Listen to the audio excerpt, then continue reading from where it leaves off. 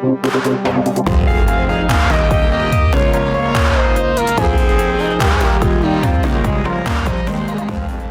everyone, Zomarox26 here, and welcome back to my channel.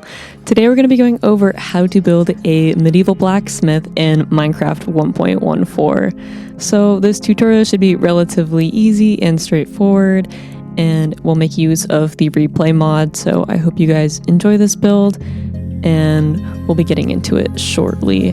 But anyway, this makes use of a lot of the 1.14 blocks, and I hope you guys enjoy this tutorial. Let's get into it.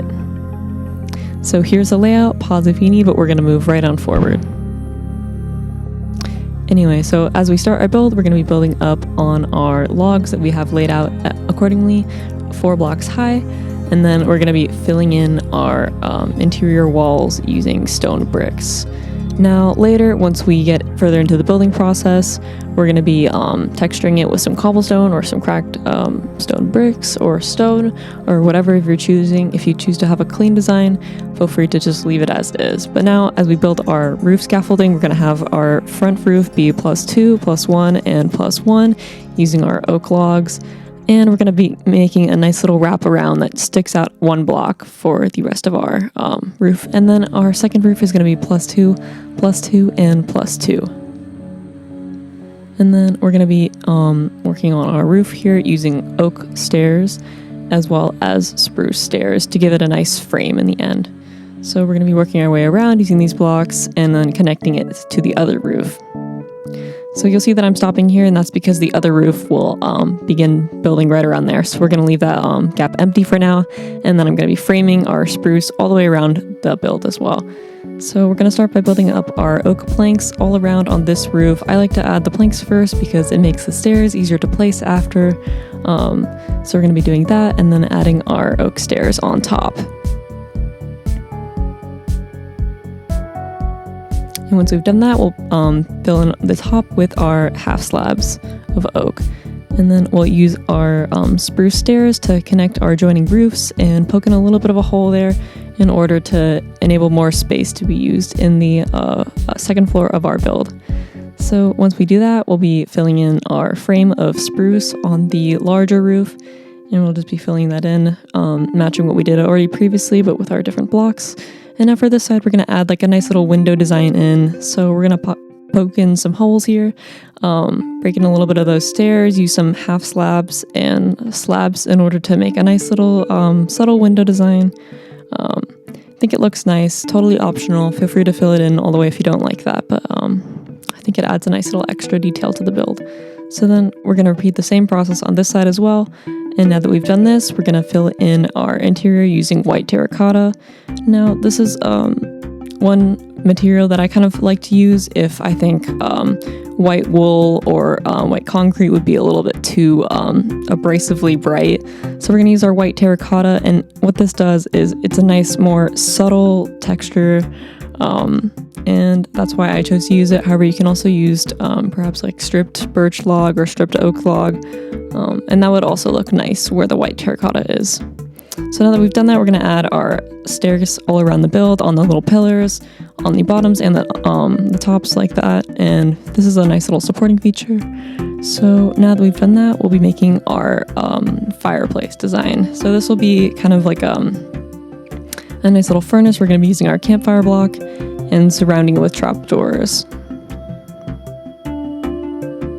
So now that we've done that, we're going to be building our little awning area. So if you want, you can follow exactly what I did in terms of the exact dimensions of this little roof area, but I was mostly just going by feel, and feel free to make it bigger or smaller if you want.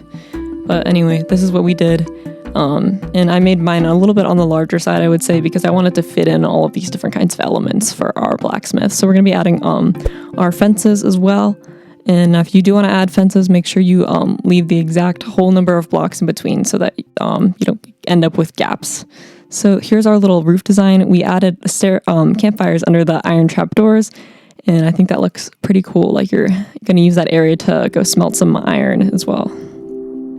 Now we're texturing the ground using some gravel and some cobblestone, and this is a nice little detail we can do, because this is going to be like a large working area, and you're not going to want to have grass in your working area, so I think that's a bit appropriate. And then so we added an anvil, and now we're going to add some smithing tables, and I kind of like the look of them. They look kind of like tools, so we're going to have them as like almost like a shelf up there. And then as well, we're going to be adding a nice little stone cutter. I'm not sure exactly what this would function as in a medieval blacksmith, but I think it just looks nice as decor. So we're going to add that, and then once we finish that, we're going to texture our walls a little bit like I said we would. So I'm mostly just using cobblestone and some cracked stone bricks, but feel free to use any other materials that you have at your disposal. And there are a ton of ways you can customize this build in terms of the materials that you use, depending on what you have in your survival world. So don't feel restricted to the options that I am showing you now. But anyway, so we're going to continue this gravel and cobblestone on the inside. I don't know why, I think I just liked the look of it.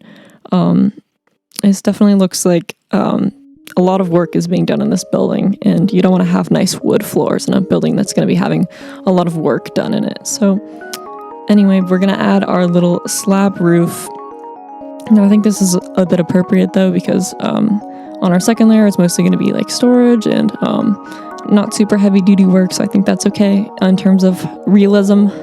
But anyway, we're going to add some smithing tables and crafting tables into the walls, and again, these kind of look like tools.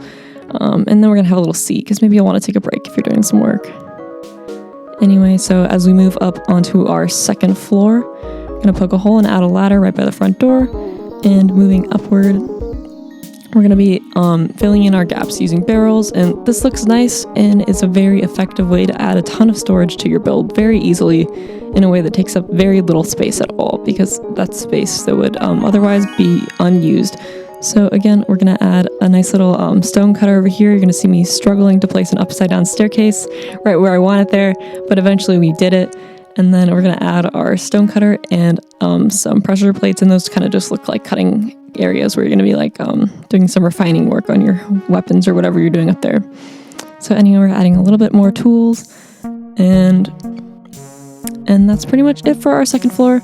So we're going to poke on outside and see if we can add a couple more details. So what we're going to do is we're going to add our blast furnaces to our campfire and add some grindstones.